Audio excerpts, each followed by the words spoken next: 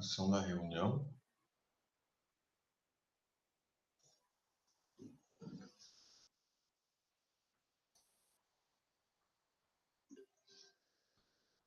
Olá, o professor Tiago está por aqui.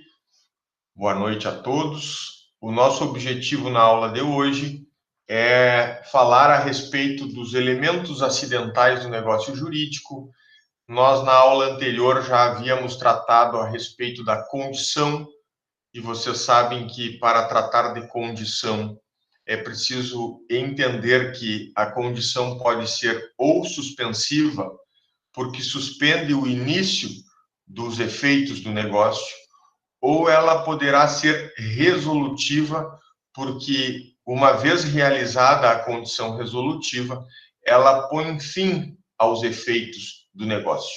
O professor vai retomar essa ideia e na aula de hoje o nosso propósito é analisar o termo, também um elemento acidental, só que desta feita é um evento futuro e certo, enquanto que lá nós víamos que a condição é um evento futuro, mas incerto. Existe incerteza quanto à realização da condição.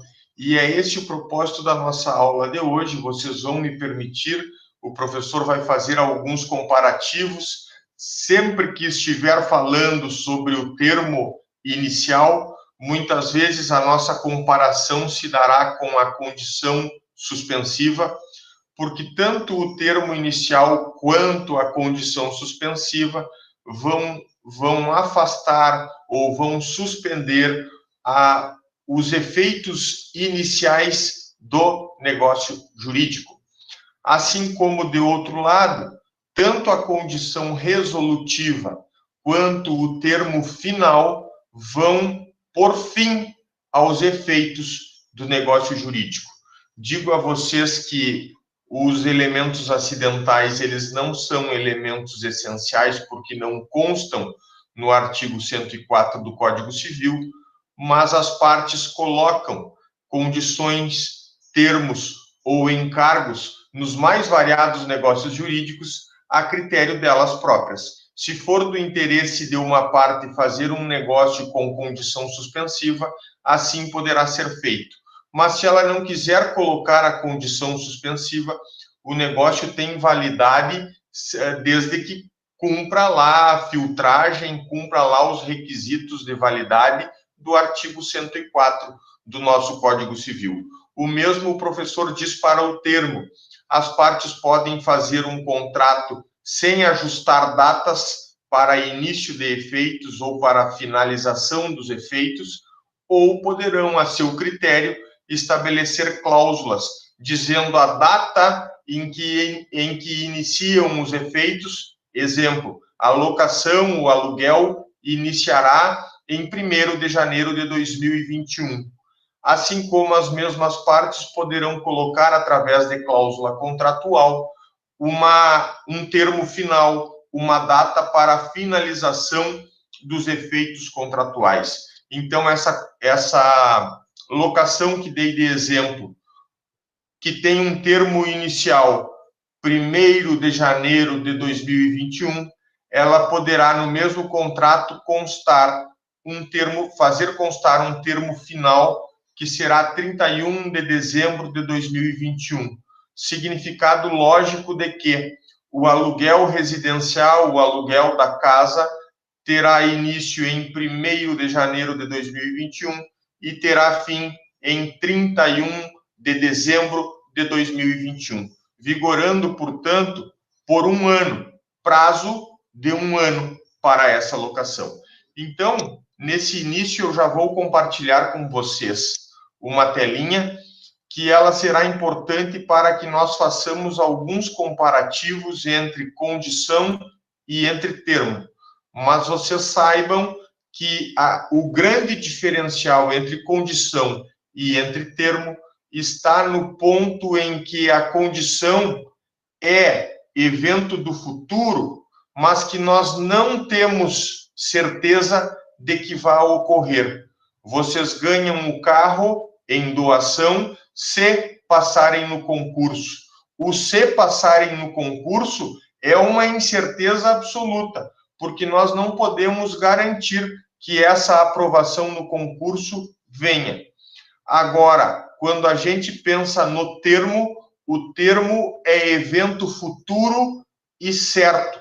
Nós temos certeza de que uma data fixada em contrato, que essa data vai chegar. Ela pode demorar um pouco, às vezes o prazo é longo, ela pode demorar um pouco, mas uma data fixada em contrato é um evento do futuro, mas certo. Nós temos certeza de que vai ocorrer.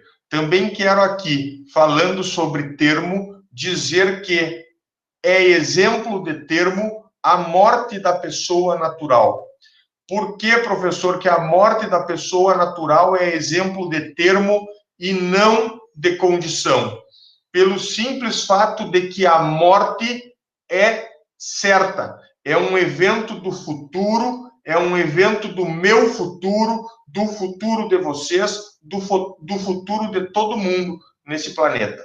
Então, a morte é um evento do futuro e nós temos certeza que ela vai ocorrer.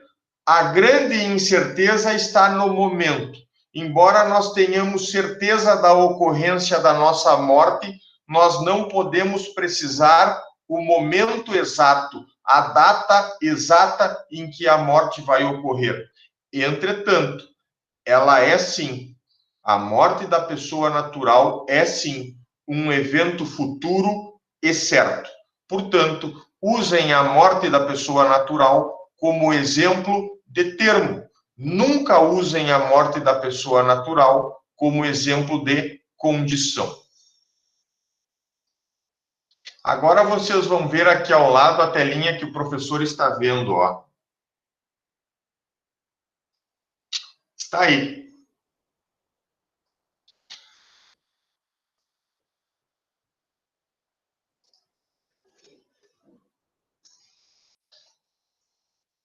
Aqui, gurizada medonha, o professor volta a repetir algo que diz respeito à condição.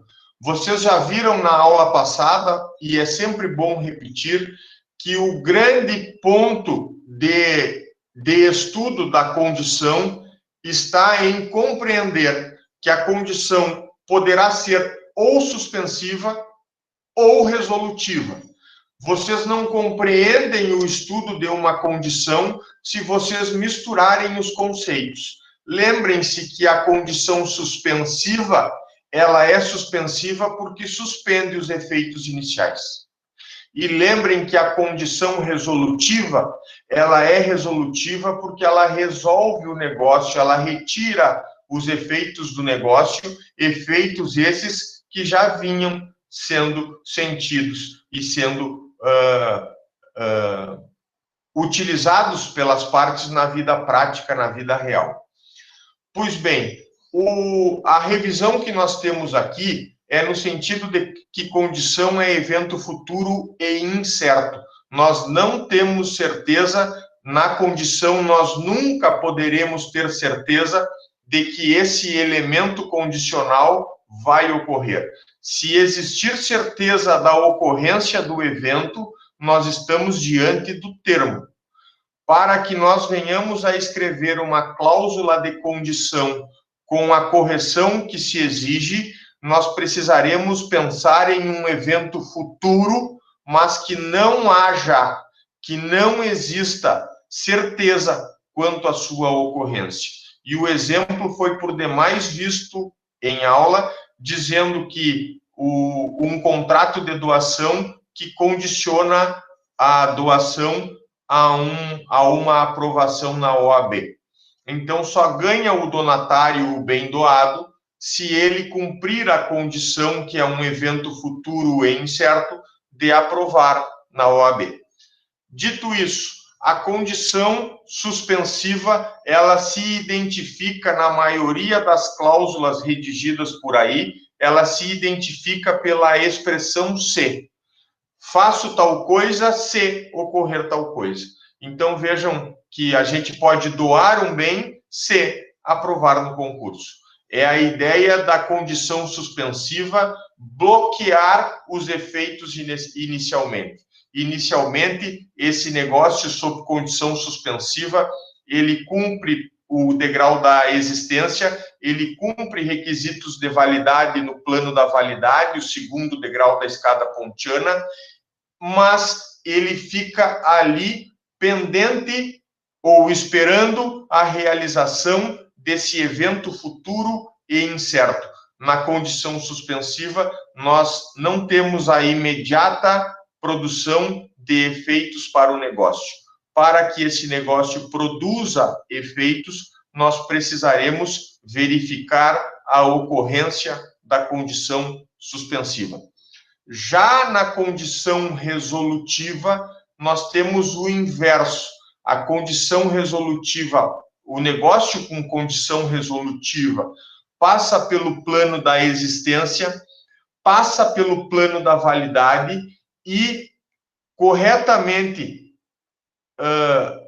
seguindo os requisitos do artigo 104, ele chegará de imediato ao plano da eficácia, produzindo todos, absolutamente todos os seus efeitos. Bom, professor, então se o negócio com condição resolutiva já produz efeitos, quando é que ele deixa de produzir efeitos? Quando verificada a condição resolutiva. O professor está insistindo nisso porque o artigo 135 do Código Civil, de forma muito inteligente, não repetiu todas as informações que o legislador havia escrito para a condição.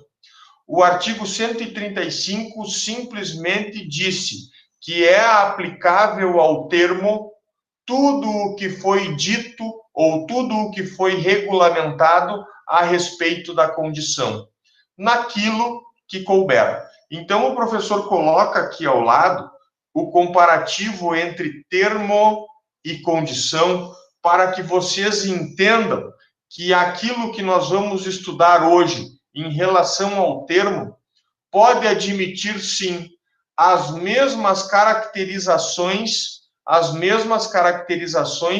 que já foram abordadas sobre a condição. Uma condição ilegal, uma condição ilícita, um termo ilegal, um termo ilícito, se bem que com uma limitação que cabe. Por quê? Porque um termo ilegal ou um termo ilícito, nós estamos falando de uma data pré-fixada. Então, talvez nós pudéssemos pensar em anular um negócio jurídico porque se simulou, porque se forjou uma determinada data para início dos efeitos ou uma determinada data para finalização dos efeitos contratuais. O fato é que, pelo artigo 135, vocês estão cientes e bem cientes de que aquilo que nós tratamos a respeito de condição suspensiva pode e deve, quando couber, ser aplicado ao termo inicial. E tudo aquilo que nós tratamos a respeito da condição resolutiva, que está lá colocando fim aos efeitos do negócio, aquilo que nós tratamos como condição resolutiva pode ser aplicado ao termo final. Há um equilíbrio de raciocínio aqui, porque tanto condição quanto termo são eventos do futuro. Só que entendam o seguinte: enquanto a condição prevê uma incerteza de ocorrência daquele evento, o termo, pelo contrário, ele tem o elemento certeza. É certo que o termo vai chegar. É certo que a data futura que foi fixada em contrato vai chegar. É certo que a morte da pessoa natural vai chegar. É isso que caracteriza o termo. E é com esse propósito que nessa primeira telinha o professor está comparando com vocês aquilo que nós estudamos como sendo condição, que pode ser suspensiva ou resolutiva, e a condição resolutiva, ela usa muito na cláusula contratual a expressão enquanto, empresto o apartamento em Porto Alegre enquanto não aprovares no concurso para a magistratura. Vejam que a condição resolutiva, ela permite que o negócio jurídico produza seus efeitos, desde logo. E ela vai, quando verificada, ela vai por fim aos efeitos negociais. Já partindo agora para a situação do termo, o termo ele é evento futuro e certo. Temos certeza que uma data do futuro vai chegar. Pode demorar um pouco mais, um pouco menos, mas é muito usual no mundo contratual que as partes fixem termo, fixem uma data inicial para a produção de efeitos e fixem uma data final para a produção de efeitos. Portanto, a primeira noção que vocês devem ter é de que termo é um evento futuro e certo. Nós temos certeza. Aqui, quando vocês estudarem a palavra termo, associem, façam o estudo por associação. Associem a palavra termo a prazo e a data. Quando as partes estão na mesa de negociação, trabalhando uma composição a respeito da data de entrega do imóvel, quando lá na mesa de negociação, uma diz para a outra, olha, eu vou precisar de mais prazo para lhe entregar o imóvel. Pode ser o vendedor, que precisa de mais prazo para entregar o imóvel vendido. Pode ser o inquilino, que está lá na casa alugada e diz que em 30 dias não consegue devolver o imóvel, que precisaria de 60 dias. Mas vejam que quando as partes estão a negociar e estão a tratar de prazos, extensão de prazos, diminuição de prazos, antecipação de prazos, datas para início e para finalização dos efeitos negociais, vocês estarão diante do termo. Então, no estudo que forem fazer, quando estudarem termo, associem esse estudo do termo a uma data e associem esse estudo do termo a um prazo.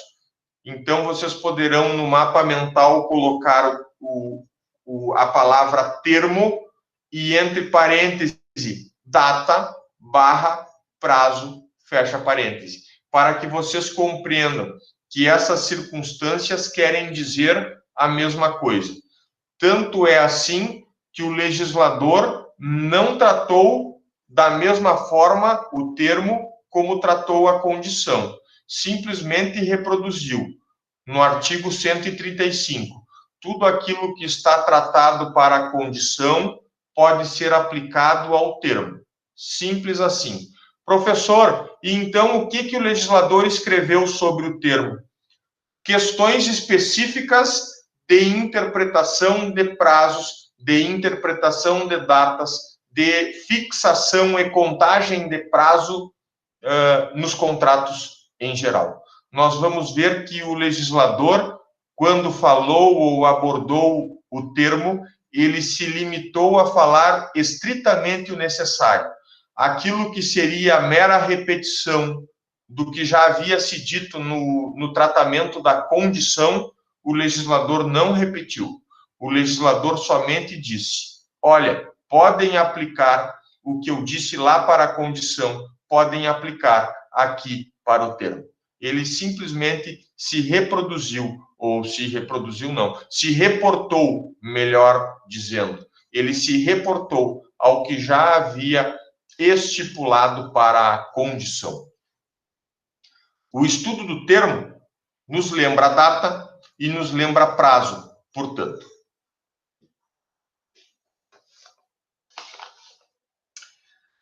Aqui a observação que ainda faço foi de que o prazo ele pode ser fixado em dias, em meses ou em anos.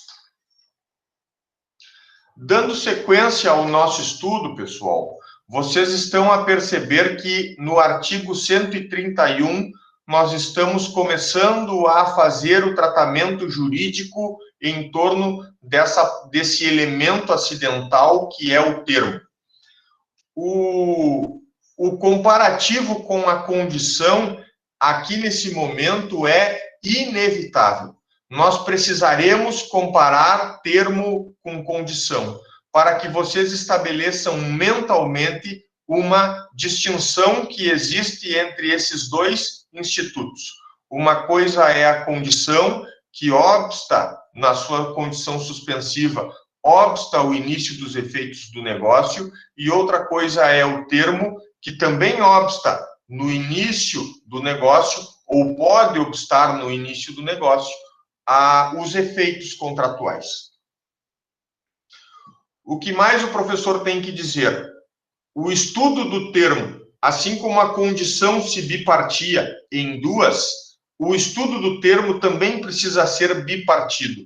Ou nós estaremos diante de um termo inicial, dito assim, termo inicial, também chamado pela doutrina de dia a quo. Dia a quo é o dia de início da contagem de prazo. E, de outro lado, nós teremos que estudar o termo final, dias ad quem, o dia ad quem, o dia final do prazo. Porque se nós estamos falando que termo é uma data, nós estamos também afirmando para vocês que as partes podem escrever no contrato uma data para início dos efeitos negociais. A locação inicia em 1º de janeiro de 2021 e essas mesmas partes poderão, nesse contrato, escrever uma cláusula impondo um termo final.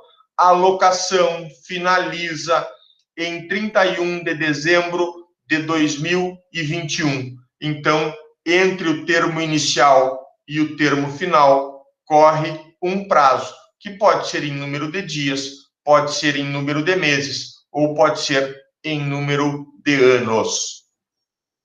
Professor, agora me surgiu uma dúvida, porque o senhor falou que o contrato de locação ele pode ter uma cláusula fixando a data de início da locação e outra cláusula fixando a data de fim, de finalização dos efeitos da locação. Mas e se as partes não cumprirem? Não tem uma cláusula que a gente seguidamente lê nos contratos? Não tem uma cláusula que permita a prorrogação desse prazo? E a resposta é afirmativa.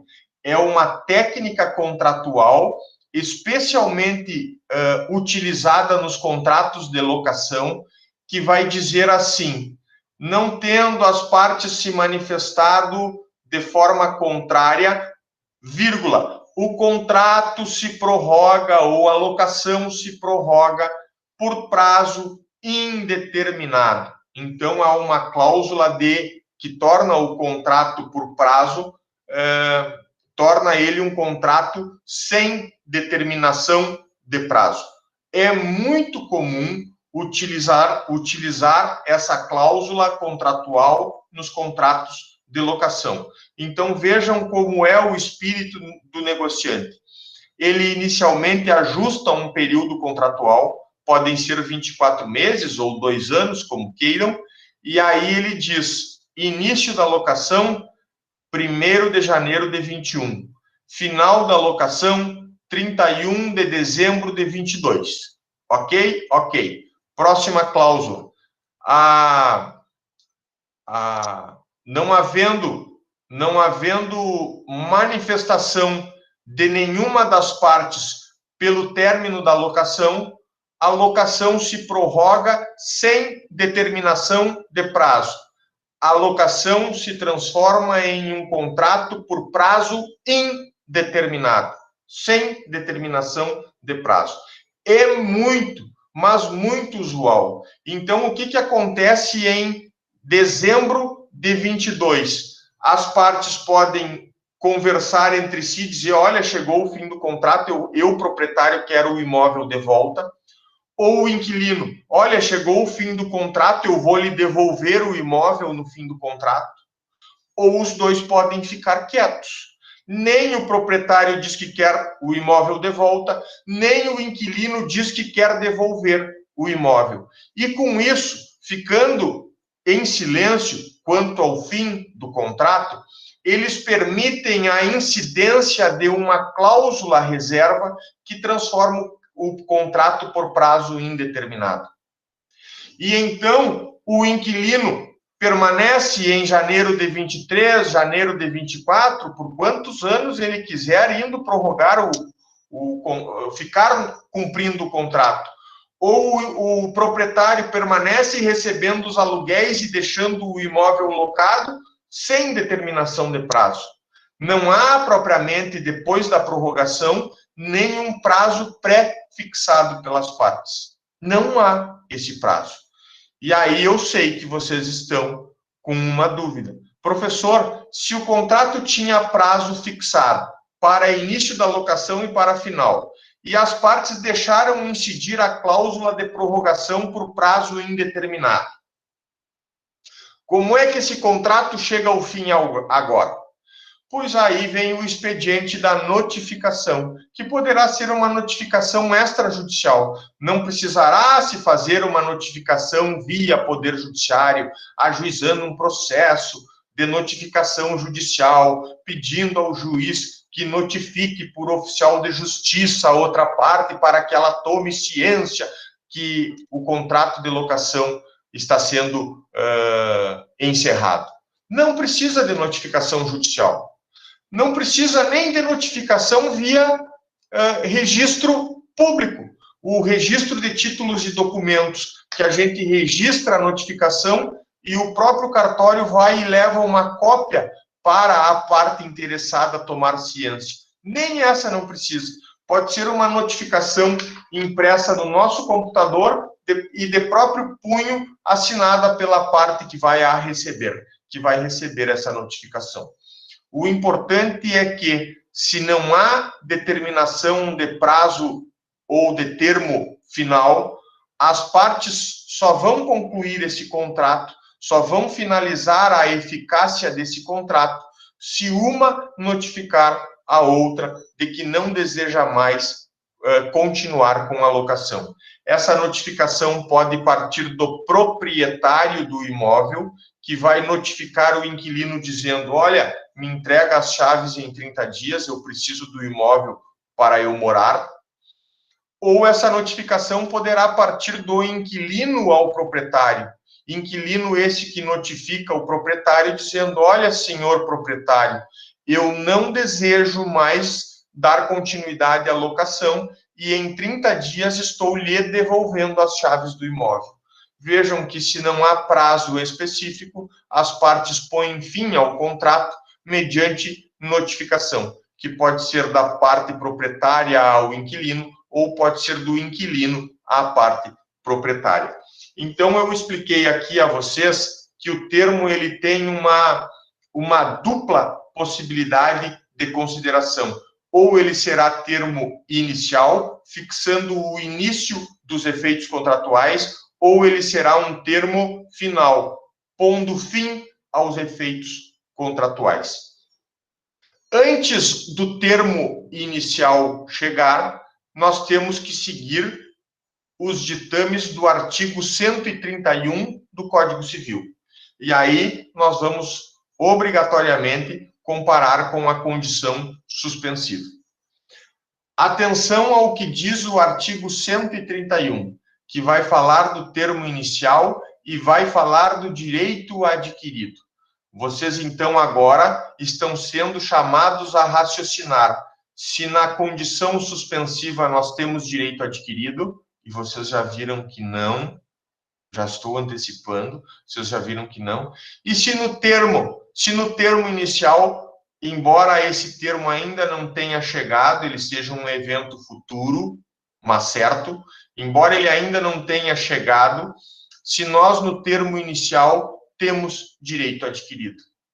E vocês vão perceber, pessoal, que na condição suspensiva, enquanto vocês não aprovarem na OAB, vocês não têm direito adquirido ao carro doado.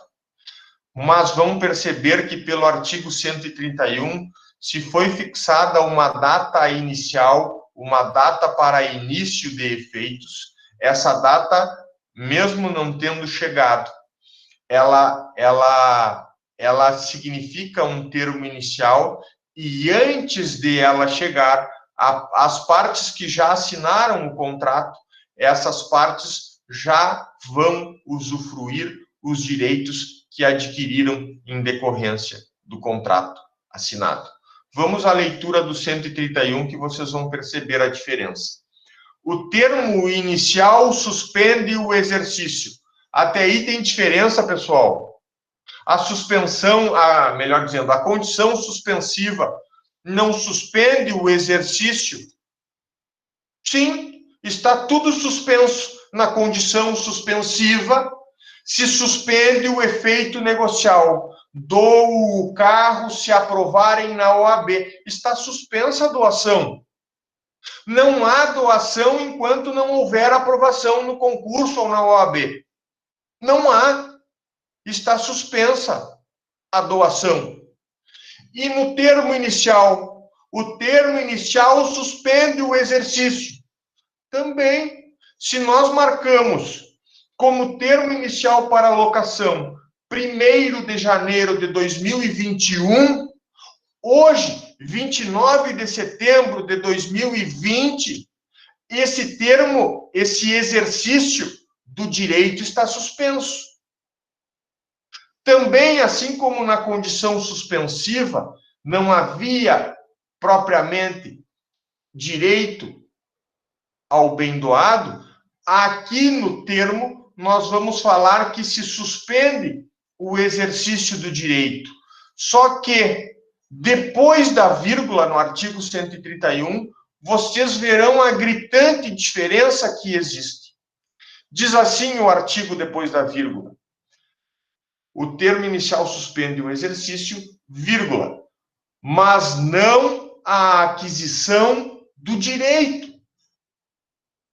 E essa é uma diferença estúpida, que se cair na prova, vocês jamais poderão errar.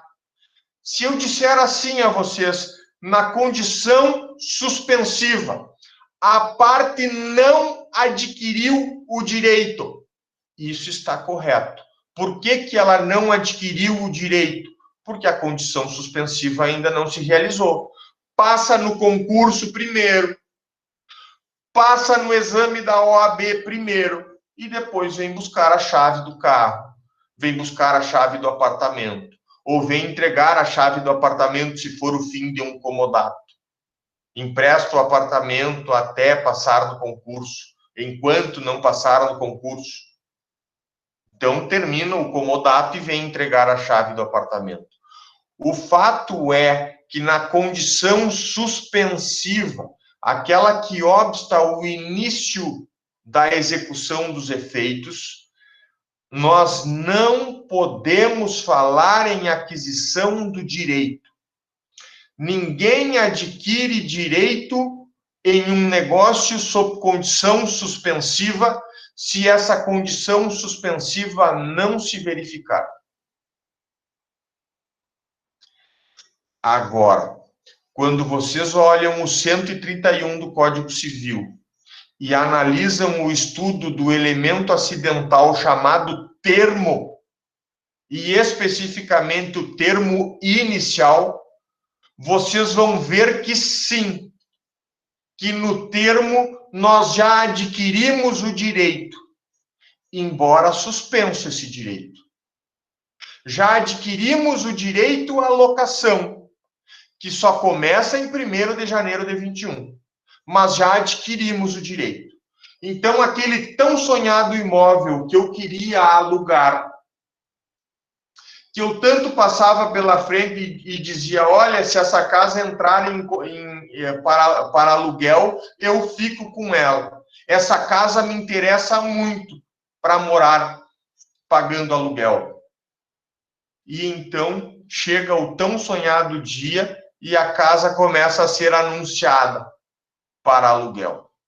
A parte logo corre, o interessado a ser inquilino, logo corre e tenta garantir o aluguel da casa.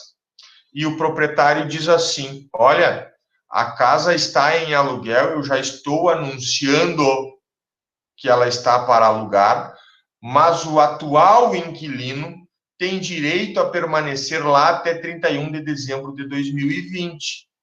Então, o contrato de aluguel, ele só terá efeito, o novo contrato de aluguel, só terá efeitos em 1º de janeiro de 21.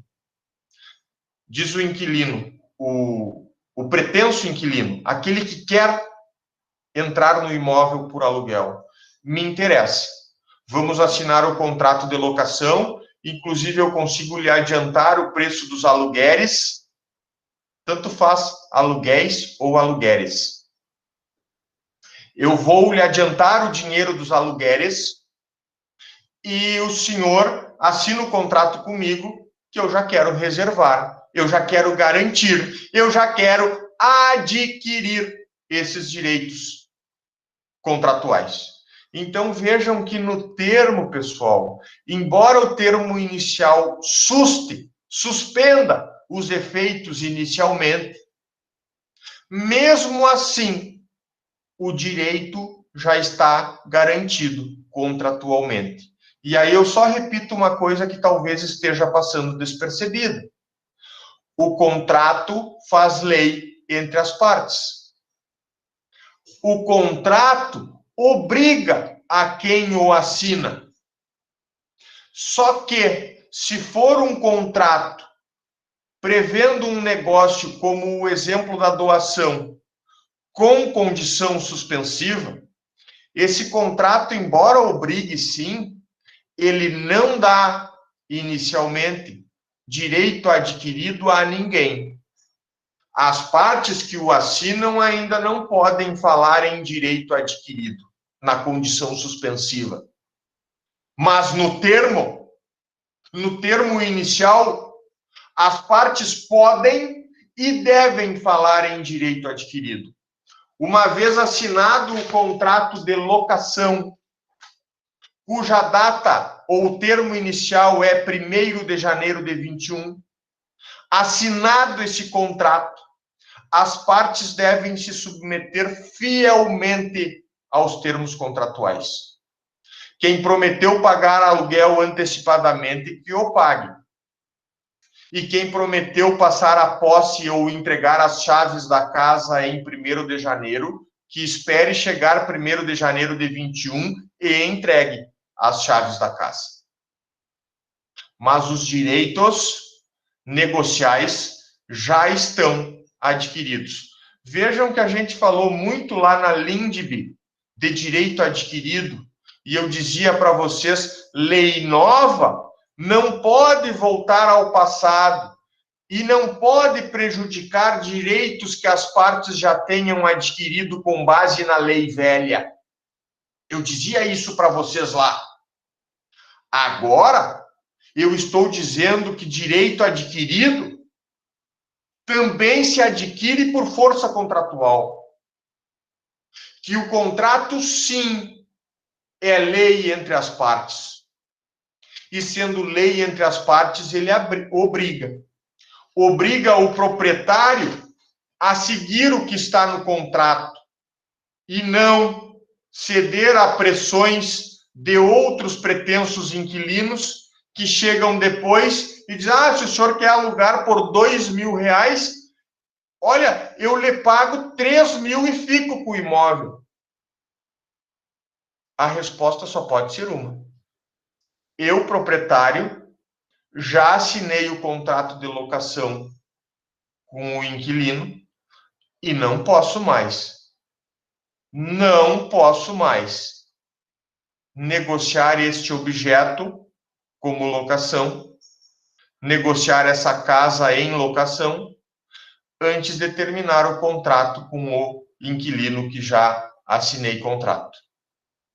Então, seria um ato de fraude, um ato de malícia, se o proprietário fizesse novo contrato de locação, porque conseguiu uma oferta melhor pelo aluguel. O que eu estou a enfatizar, com base no artigo 131, é que no termo inicial, uma vez assinado o contrato, nós já adquirimos os direitos, não direitos por lei, os direitos contratuais. Já adquirimos direitos contratualmente previstos e que as partes que assinam o contrato se obrigam, sim, por esse pacto assinado. Direito adquirido, gurizada. Não só lá quando a gente estudou a lei de introdução, que vocês entenderam o que era direito adquirido e que essa era uma garantia constitucional contra leis novas, que leis novas não poderiam entrar em vigor para voltar ao passado e tratar de forma diferente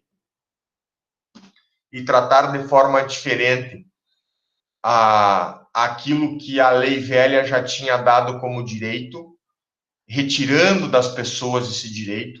Isso é uma vedação constitucional, é uma garantia nossa, pois esse mesmo termo direito adquirido, ele é transportado agora para o mundo contratual. Contrato assinado, ele já impõe direitos adquiridos. Quando se fixa um termo inicial, esse contrato continua impondo direitos adquiridos a ambos os negociantes. O direito adquirido de receber o preço do aluguel ou da compra e venda, ao outro, o direito de receber o imóvel em aluguel ou como comprador, novo proprietário. Não importa, os contratos podem ser variados, pode ser uma compra e venda, pode ser uma locação. O fato é que os direitos, quando se fixa um termo inicial, os direitos já são adquiridos no momento da assinatura do contrato, mesmo que os efeitos tenham sido postergados, mesmo que os efeitos tenham sido jogados para frente, em uma data futura, 1º de janeiro de 21. Mesmo assim, já há aquisição de direitos. Professor, então é só na condição suspensiva. Na condição suspensiva, nós podemos dizer que não há direito adquirido. Exatamente isso. Se cair em prova, na condição suspensiva, não se adquire direito algum antes de realizada a condição suspensiva. Não se adquire o direito ao carro doado antes de aprovar na OAB. Mas quando o assunto muda, e ele muda para termo, quando o assunto mudar na cobrança de prova, e se disser assim, no termo inicial se suspende o exercício do direito, mas não a aquisição desse direito, estaremos falando exatamente a língua do artigo 131 do Código Civil. E isso está certo. O termo inicial suspende o exercício, mas não a aquisição do direito. O direito está adquirido, portanto, no momento da assinatura do contrato. É o contrato que dá a garantia ao inquilino de que ele, em 1º de janeiro de 21, vai entrar na posse daquele imóvel que alugou. Tá bem, gurizada? Então, o artigo 131, ele tem que ser visto comparativamente. Vocês comparam termo inicial com condição suspensiva. Negócio feito mediante condição suspensiva, não há aquisição de direito. Não há direito adquirido. Agora, negócio feito com fixação de termo inicial, já há direito adquirido. Já há direito contratual previsto e adquirido. O que o termo inicial apenas vai fazer é suspender o exercício desse direito para um momento futuro. Que momento é esse? Para uma data futura.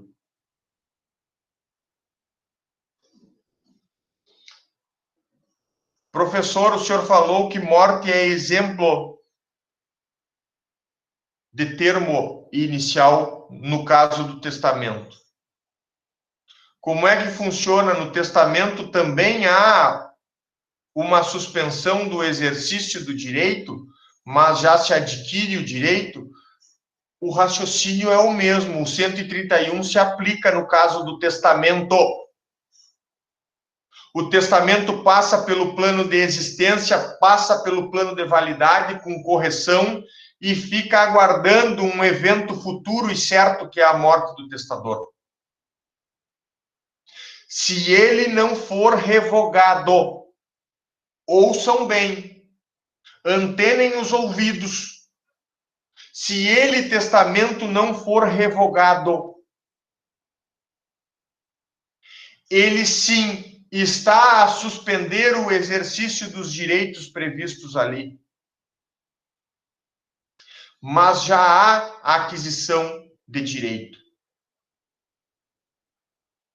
A única alternativa que pode haver para modificar aqueles direitos que estão previstos em testamento é a revogação desse testamento. Assim como, se as partes entenderem cabível a revogação do contrato de locação antes mesmo do início dos efeitos, as partes poderão distratar. Fizeram o contrato, e chegaram a um consenso comum e distrataram o contrato de aluguel. É uma possibilidade também. Mas o que precisa ficar claro aqui, pessoal, o termo inicial, ele já, embora jogue para o futuro o efeito negocial, ele já permite a aquisição de direitos. Já permite a aquisição de direitos. E vejam, não é o professor que está inventando isso. Basta a leitura do artigo 131, que estará ali dito, mas não a aquisição do direito. O significado disso é que o contrato assinado, prevendo o termo inicial futuro, ele já vai garantir direitos às partes negociantes. A quem aluga e a quem oferece o contrato, o imóvel em aluguel. Já garante direito a ambos, por força do artigo 135. Se vocês compararem condição suspensiva com termo inicial, não esqueçam disso. O professor vai minimizar, vai colocar aqui para falar algum aspecto ainda importante antes de nós voltarmos à letra da lei. O termo, como vocês já amplamente sabem, isso está no material que previamente vocês já tiveram acesso, o termo é evento futuro e certo. Nós temos certeza na ocorrência do termo, que pode ser uma data futura fixada em contrato, ou pode ser a morte da pessoa natural. Se vocês forem ler no material o que nós falamos a respeito de condição, vocês vão ver que a condição é um evento futuro e incerto. Nós não temos certeza da realização da condição. Pois aqui, ao falar da palavra termo, que nós associamos a data, associamos a prazo, vocês têm que entender que na escrita, na redação das cláusulas contratuais, é muito comum a utilização da palavra quando, em vermelho aqui ao lado, ó. Quando. Ou as partes escrevem a cláusula dizendo, olha, o contrato de locação tem início em tal data e final em tal data, fixam data para início e para fim, ou as partes podem colocar a palavra quando na cláusula contratual. Devolverei o imóvel quando dezembro de 21 chegar. Então, vejam, está se fixando um termo futuro e certo, um evento futuro e certo. O outro exemplo que o professor colocou no próprio material, entrega das laranjas no dia 30/4/21. 30/4/21 é no ano que vem, mas vai chegar. Fixar data em contrato, fixar prazos em contrato, nada mais é do que colocar um termo. Pode ser um termo inicial ou pode ser um termo final. A expressão quando, fixada em vermelho aqui ao lado, também é muito utilizada na redação de contratos que fixem termo. Agora o professor vai adiante para falar com vocês a respeito do termo inicial, que eu já antecipara, que a doutrina chama de dia a quo. Dia a quo é o primeiro dia de contagem do prazo. Assim como depois nós vamos ver que o termo final é também chamado de dia ad quem, o último dia do prazo, o dia do vencimento do prazo. Estamos no mundo negocial, estamos no mundo do uso capião, estamos no mundo da prescrição para as ações condenatórias, estamos no mundo da decadência para as ações anulatórias. Vejam quantos prazos a gente precisa contar. Sem falar que os operadores do direito, juízes, juízas, promotores, promotoras, advogados, advogadas, sejam públicos ou privados, vão ter como dever profissional a contagem de prazos, inúmeros prazos recursais, inúmeros prazos para a defesa nas ações, inúmeros prazos para ver se não prescreveu a ação, inúmeros prazos para ver se não decaiu o direito de anular um contrato. Pois é pensando nisso que o legislador regulamenta, nos artigos 132 e seguintes, alguns aspectos que giram em torno da contagem dos prazos negociais. Não propriamente os prazos do CPC, que vocês vão ver na disciplina de direito processual civil. Não, isso fica lá para o processo. Lembrem-se que as leis processuais interessam a um pequeno mundo dos operadores do direito. As partes em geral, os cidadãos em geral, não se interessam por leis processuais. Elas interessam ao juiz, aos advogados, aos promotores, às promotoras, às juízas, às advogadas, a esse pessoal que lida juridicamente, as leis processuais. Agora, as leis materiais, como é o Código Civil, as leis materiais interessam ao povão. É o povão que invade um terreno e fica contando nos dedos os anos passarem para pedir o uso capião contra o proprietário que não se defendeu ou que não defendeu a sua posse. É a parte prejudicada em um contrato por coação, por dolo da outra parte negociante, por um agente não ser capaz, por um objeto não ser lícito. É a parte negociante que vai contar prazo para ver se ajuiza ou se pode anular o contrato. Vejam que prescrição e decadência são prazos, assim como uso capião é prazo, contagem de prazo em dias, em meses, em anos. Prazos esses que interessam materialmente, na lei material, aos cidadãos em geral. Cidadãos em geral se interessam muito por esses aspectos da lei material. Pois bem, se já sabem que termo é evento futuro e certo, vocês agora têm que entender que esse termo ele pode ser inicial e inicial certo, ou ele pode ser inicial e inicial incerto. Espera aí um pouquinho, professor. Agora eu confundi tudo porque o senhor falou que termo já era evento futuro e certo. E eu estou gravando que termo é evento futuro e certo. Continue gravando que termo é evento futuro e certo, porque ele é. Ele é. A diferença doutrinária que nós estamos analisando aqui, ela é pura e simplesmente no sentido de saber o momento em que o termo inicial vai chegar, ou não ter ideia do momento em que esse termo inicial vai chegar. Esse é o ponto. Mas o termo inicial, ele é sim um evento do futuro. E ele é sim um evento certo, que certamente vai ocorrer.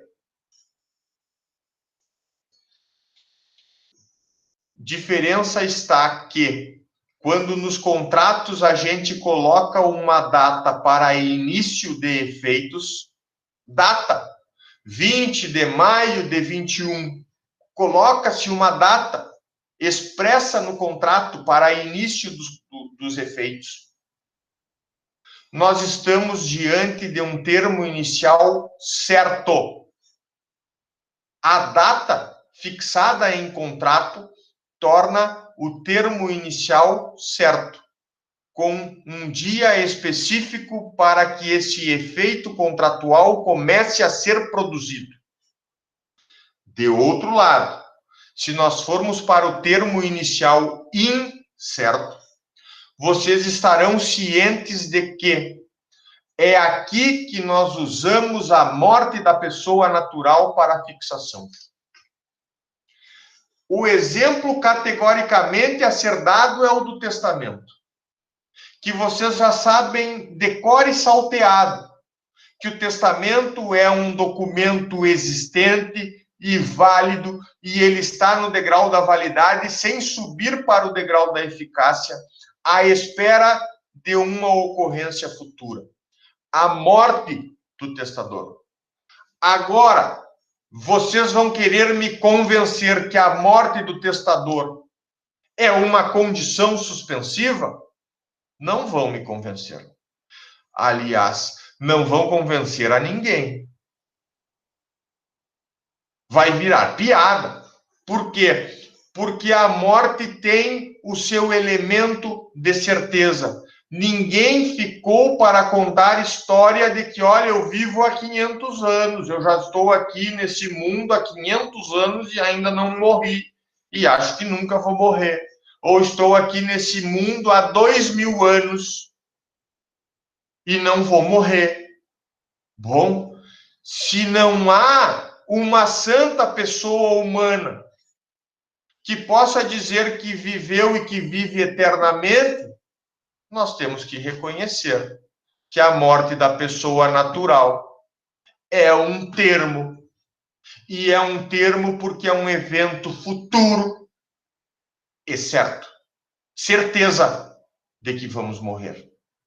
É isso que caracteriza a morte como evento futuro e certo. É isso que caracteriza a morte como termo. No caso do termo inicial incerto, a certeza da morte é que a caracteriza como termo. Mas a incerteza do momento em que ela vai ocorrer, eu não sei se é dia 30 de setembro, ou pode ser hoje ainda. Não sei se é 29 de setembro de 20, não sei se é 30 de setembro de 20, não sei se é 30 de setembro de 21, ou será que vai ser 30 de setembro de 2050? Não sei. Mas eu sei que vai ocorrer. E se eu sei que vai ocorrer, o evento é futuro e certo. É termo. A incerteza, gurizada, para a compreensão de vocês, e não esqueçam mais, a incerteza é só quanto ao momento. Eu não sei a data certa da morte, mas eu sei que a morte é certa. E por isso a gente chama de termo inicial incerto quando nós tratarmos do exemplo morte da pessoa natural. Para fechar assunto, o exemplo característico é o testamento. O testamento está a aguardar um termo inicial, termo para que ele, testamento, produza seus efeitos. Esse termo inicial é incerto, é a morte do testador, que a gente não sabe se vai ocorrer esse ano, não sabe se vai ocorrer ano que vem, ou não sabe se vai ocorrer daqui 30 ou 40 anos. É essa a incerteza. Termo é evento futuro e certo. A morte é evento futuro e certo. Nós não sabemos apenas o momento, a data específica. Então, o que pode diferenciar termo inicial certo de termo inicial incerto é a data específica. No termo inicial certo, o contrato prevê uma data especificamente. E chegando essa data, iniciam os efeitos. No termo inicial incerto, a morte é que vai trazer efeitos ao contrato. E a morte, embora certa, embora evento futuro e certo, ela não tem uma data pré-fixa para ocorrer. Nós não sabemos quando ela ocorrerá. Poderá ser hoje, poderá ser amanhã, poderá ser daqui 40 anos.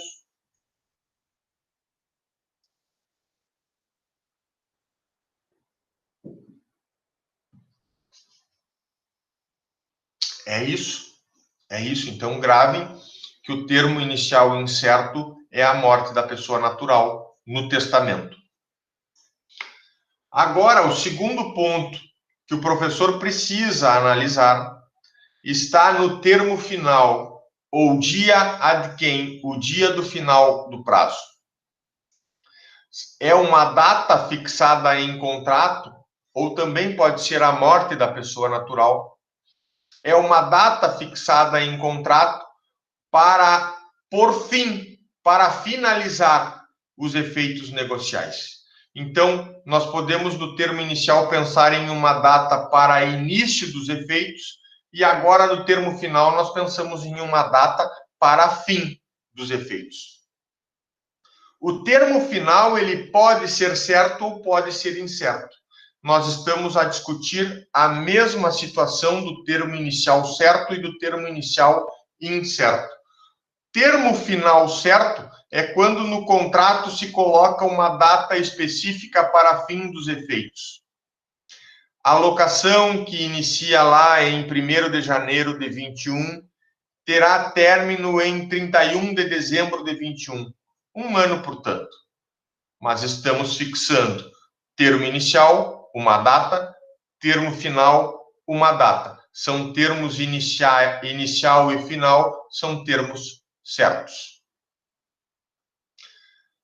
De outro lado, eu falava que o termo inicial incerto era a morte no testamento, a morte da pessoa natural para colocar ou trazer efeitos no testamento. Agora, no termo final incerto, a morte volta à tona no nosso exemplo, mas não para o testamento. Vejam que o testamento está sem produzir efeitos, está aguardando a morte para iniciar efeitos. Então, o termo morte no testamento, o termo morte, ele suspende o exercício dos direitos. Suspende o exercício dos direitos. O testamento está a aguardar sem produzir efeitos. Verificada a morte da pessoa natural do testador, produzirá os seus efeitos. Aqui no termo final incerto, nós precisaremos trocar o negócio jurídico. E eu preciso explicar a vocês que se lá eu falava no termo inicial incerto, se lá eu falava no testamento, aqui eu preciso falar a vocês no usufruto. Muitos já sabem o que se trata. Usufruto nada mais é do que fracionar o direito de propriedade, passando a uma pessoa a nua propriedade sem o direito de uso e fracionar de outro lado o usufruto, dando a outra pessoa esse direito de uso.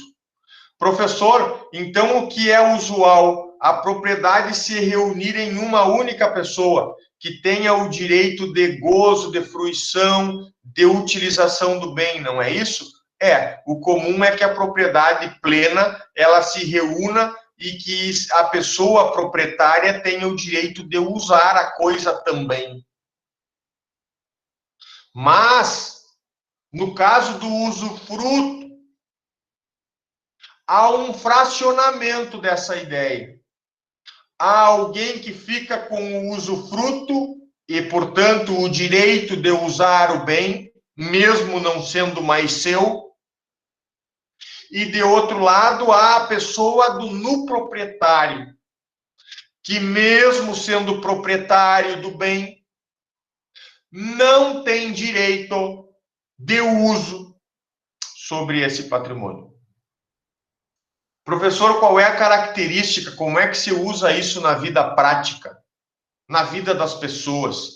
Geralmente, pais idosos, quando a pessoa chega no seu final de vida, pais idosos fazem a doação do patrimônio que tem aos filhos, mas reservam nesse termo de doação, nesse contrato de doação, reservam, através de uma cláusula, reservam o usufruto para terem possibilidade de subsistir.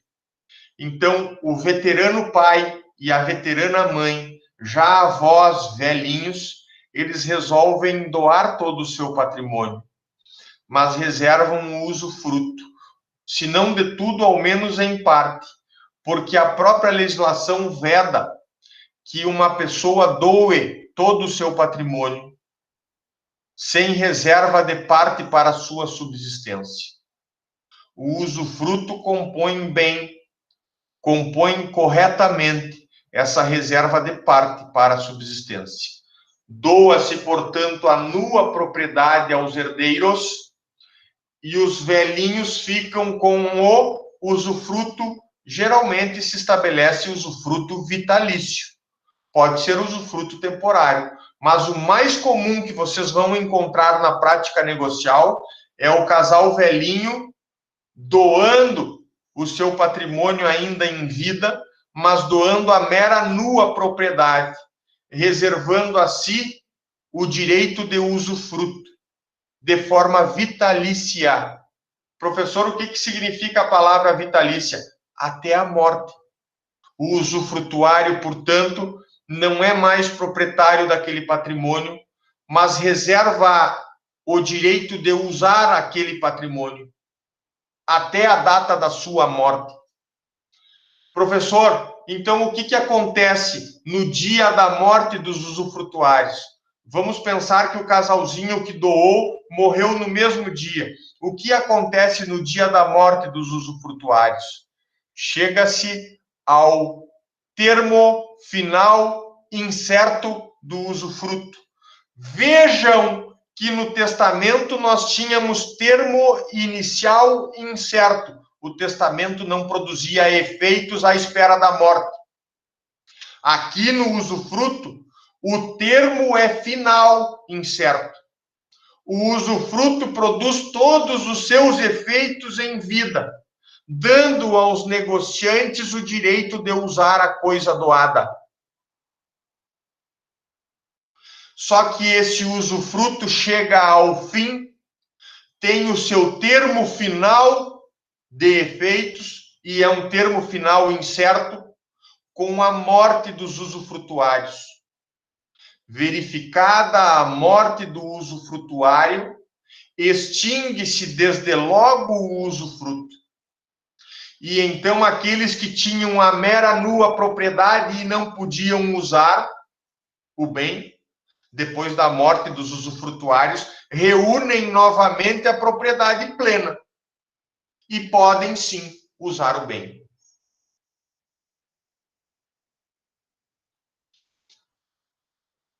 Então guardem, pessoal, a morte da pessoa natural, no caso do testamento, é exemplo de termo inicial incerto. Já a morte da pessoa natural para extinguir o usufruto vitalício é exemplo de termo final incerto. Guardem esta hipótese. Para finalizarmos a nossa discussão, o professor ainda fala um pouquinho aqui, a respeito do prazo. Se nós estamos diante de termo que associamos à data, nós também estamos diante de data inicial e data final, quanto aos efeitos contratuais. Pois a lógica, ao falar de data inicial e de data final, é compreendermos que entre a data inicial e a data final há um prazo. para ser contado, há um prazo para ser computado. E aí o Código Civil, e nós já vamos voltar ao Código Civil, e aí o Código Civil gasta uns 2 artigos, 3 no máximo, do 132 ao 134, o Código Civil gasta uns 3 artigos para falar dessa contagem de prazo, para falar como que nós devemos interpretar os contratos nesse assunto contagem de prazo. Mas vejam, então, que entre o termo inicial e o termo final, nós contamos, sim, um prazo que é o prazo de vigor do negócio jurídico. É o prazo em que o contrato produz os seus efeitos. Antes do termo inicial, não há produção de efeitos jurídicos, embora nós já tenhamos adquirido o direito. Depois do termo final, não há mais produção de efeitos jurídicos, porque a contratação chega ao seu final. Falar de termo é falar de data. Falar de data é falar de prazo. Entendam isso e terão entendido o que significa a abordagem do termo nos negócios jurídicos e nos contratos.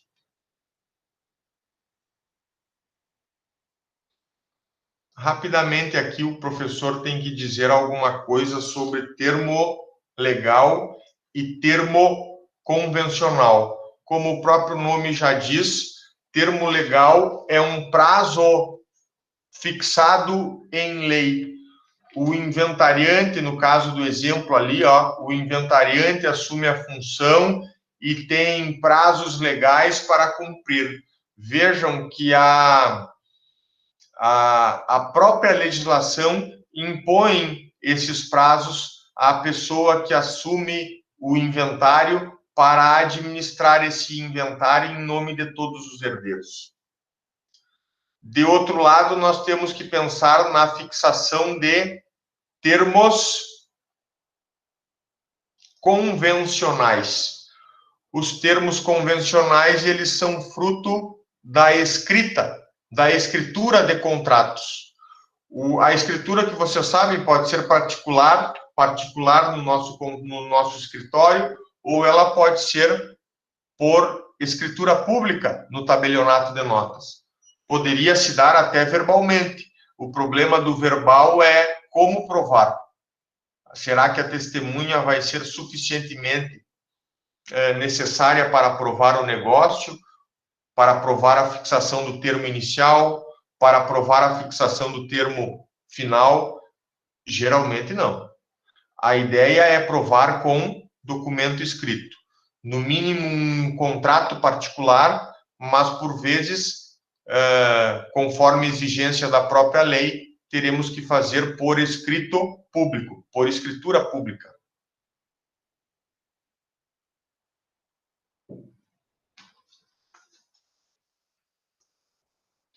Então, o termo convencional, ele é o fixado, é a data fixada, data inicial de efeitos, data final de efeitos, fixada pelas próprias partes no texto do contrato, nas cláusulas do contrato.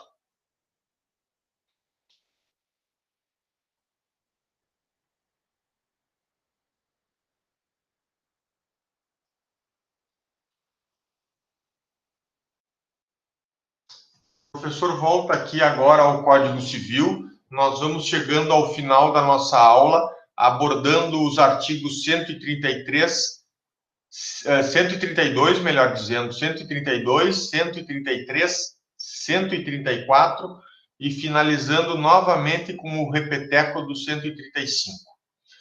Pelo artigo 132, as características sobre o termo inicial e termo final, o professor amplamente já passou a vocês.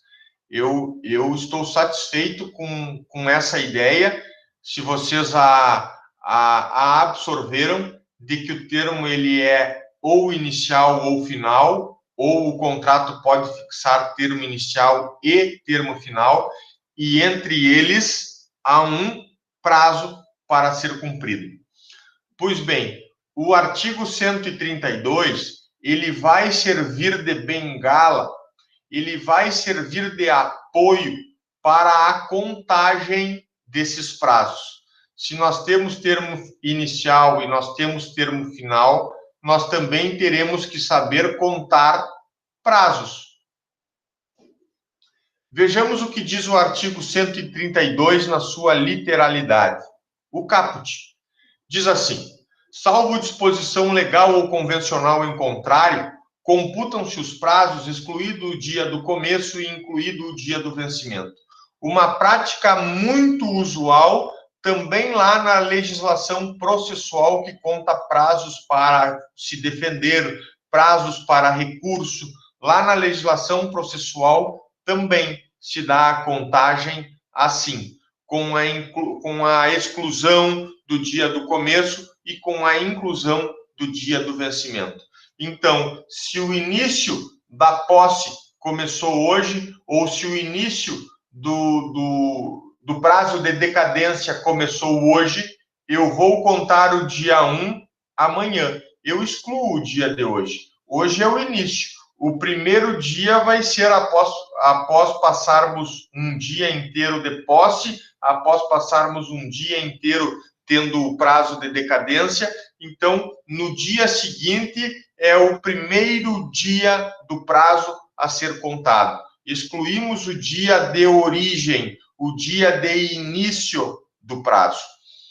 O dia 1 vai ser sempre o dia subsequente, vai ser sempre o próximo dia, tanto na contagem de prazos processuais, quanto aqui na contagem de prazos negociais, envolvendo os negócios jurídicos. E aí, quando lá no final nós chegarmos, tem 4 anos para contar, quando lá no final nós chegarmos à contagem do último dia do prazo, naquele último dia do vencimento, ali é prazo fatal. Ou nós entramos com a medida ali, ou nós finalizamos a negociação e os efeitos ali, ou passando um dia, já há descumprimento contratual, já há a ideia de perda de prazo. É essa a compreensão que nós temos que ter. Quando nós começamos a contagem de prazo, excluímos o dia de origem, o dia de início. O dia 1 vai ser sempre o dia subsequente. E lá no final, quando terminada a contagem do prazo, o último dia é derradeiro.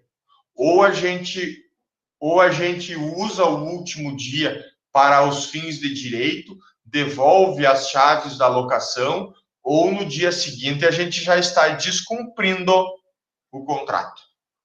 É esse o significado de descumprimento, de inadimplência, de ilicitude contratual. Parágrafo 1º do 132. Se o dia do vencimento cair em feriado, considerar-se-á prorrogado o prazo até o seguinte dia útil. Aqui é importante, se nós estivermos raciocinando na contagem de prazo para a finalização de um contrato de locação, e o último dia do prazo, o de vencimento, 31 de dezembro de 21, caiu em um domingo, como é que nós vamos devolver as chaves no domingo? Salvo se as partes se conheçam bem, que uma pode frequentar a casa da outra, mas por deliberação legal, é possível se prorrogar o último dia do prazo se ele cair em feriado ou, enfim, em fim de semana, para um dia útil seguinte. Também falamos disso a respeito do pagamento de contas. Quando uma determinada conta tem um prazo específico para pagar, o próprio Código Civil, lá no direito obrigacional, vai fazer a prorrogação para o dia útil subsequente. No pagamento de contas, vocês vão ver lá no Civil 3. Mas aqui, para contagem de prazo negocial, também, caindo o vencimento, o último dia do prazo em feriado, nós conseguiremos prorrogar. Se o dia do vencimento cair em feriado, considerar-se-á prorrogado o prazo até o seguinte dia útil. Parágrafo 2º. O que significa meado? Você sabe o que significa meado? Pois a lei diz o que é. Não é nem dia 14, nem dia 16. E pouco importa quantos dias tem o mês. Olhem o que diz o parágrafo 2º. Meado considera-se em qualquer mês, pode ser fevereiro, com 28 dias, em qualquer mês, o seu 15º dia. 15º dia. Então, dia 15 de janeiro, 15 de fevereiro, 15 de março, 15 de abril, 15 de todos os meses até dezembro. Dia 15 é o dia em que nós vamos reconhecer como meado. Quando vocês falarem assim, vou pagar a conta em meado de outubro, vocês estão a dizer que vão pagar a conta dia 15 de outubro. É isso que quer dizer a palavra meado, dia 15 de qualquer mês. Parágrafo 3º. Os prazos de meses e anos expiram no dia de igual número do de início, ou no imediato, se faltar exata correspondência. O legislador pensou no mês de fevereiro, que às vezes tem, em ano bissexto, tem o dia 29. Qual é a regra geral do parágrafo 3º? Se os prazos forem em mês ou em ano, a gente os calcula do mesmo modo em que faz aniversário. Critério data a data. Nascido em 4 de julho, todo 4 de julho completa aniversário porque se passa um ano. Então, o que o parágrafo 3º está a dizer é o critério data a data. Quando a fixação de prazo for em número de meses ou em número de anos, vamos pegar o dia de origem do prazo, o dia de início do prazo, e vamos contando mês a mês, ou ano a ano, aquele mesmo dia, tal como a gente calcula os nossos aniversários. Todo dia 4 de julho tem aniversário de novo. Chegando no parágrafo 4º, os prazos fixados por hora contar-se-ão de minuto a minuto. Então, quando algum prazo eventualmente for estabelecido em 48 horas, 72 horas, o próprio código está a sinalizar. Isso não significa que estão dando 2 dias, não significa que estão dando 3 dias. Deve-se contar hora a hora, minuto a minuto. Os prazos fixados em hora devem se contar minuto a minuto. Ou seja, até o último minuto das 48 horas, até o último minuto das 72 horas dadas, até ali é direito da parte cumprir dentro do prazo. Depois das horas contadas minuto a minuto, poderemos falar em inadimplência, em descumprimento do contrato. Chego agora ao artigo 133. Já estamos caminhando para o nosso final, pessoal. Só me deem mais um minutinho de atenção. Nos testamentos, presume-se o prazo em favor do herdeiro. Então, tá, pessoal. Nós temos regra de interpretação. Mas vejam, não é regra de interpretação da lei, não é regra de interpretação do contrato em geral, como é o 112, o 113, o 114 do Código Civil. Aqui no 133 é regra de interpretação quanto à fixação de termo. O que é termo? Data futura. Nos testamentos, quando nós tivermos que interpretar e houver dúvida nas datas fixadas pelo testador, nós vamos presumir o prazo em favor do herdeiro, sempre o prazo mais benéfico para o herdeiro. Já que o testador já está morto, o legislador resolveu estabelecer a interpretação de prazo mais favorável ao herdeiro. E nos contratos em geral, quando se estiver falando de interpretar cláusulas que fixem termos, cláusulas que fixem datas futuras, vamos interpretar nos contratos em proveito do devedor. Professor, mas o credor não é este o critério da lei. O critério da lei é interpretar termo ou data em favor do devedor. É melhor esticar o prazo do devedor para que ele não fique inadimplente do que encurtar esse prazo em benefício do credor e deixar o devedor inadimplente. A interpretação que o artigo 133 cogita quando se fala em termo ou data de prazo de vencimento é interpretar favoravelmente esse termo ao devedor. Interpretar favoravelmente ao devedor. Mas o artigo ainda contempla uma ressalva, dizendo que as próprias partes no contrato poderão inverter essa ordem.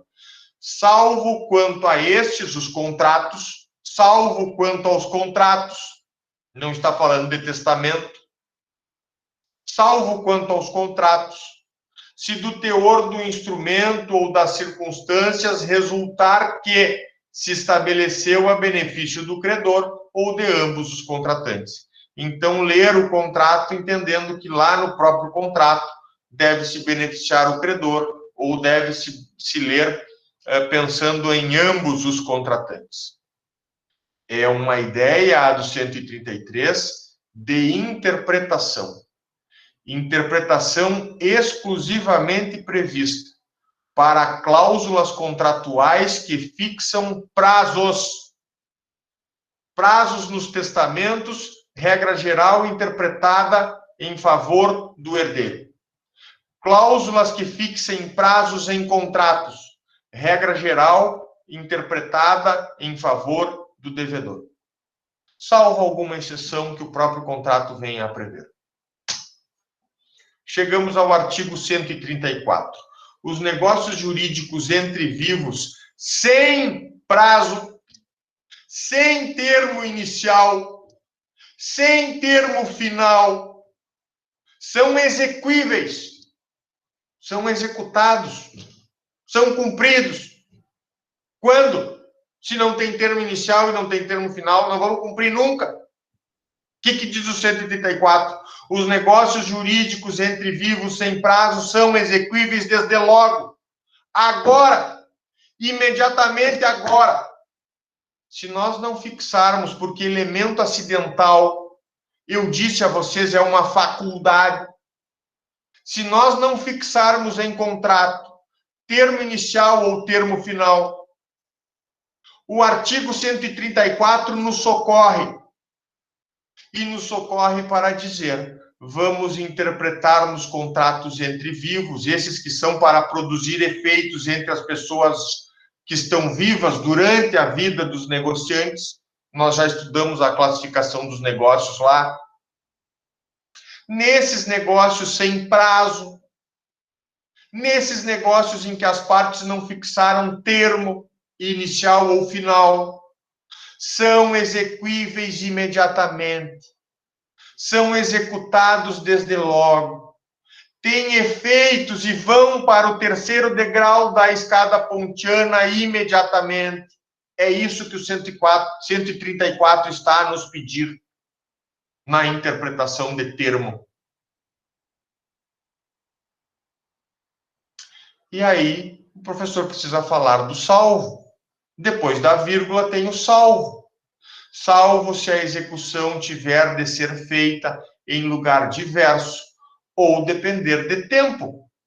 Então, pessoal, se nós fizermos um contrato onde a execução precisa ser em lugar diferente, longe de Santiago, vocês acham que nós vamos conseguir executar esse contrato imediatamente? É lógico que, pelas circunstâncias, nós não vamos conseguir executar imediatamente.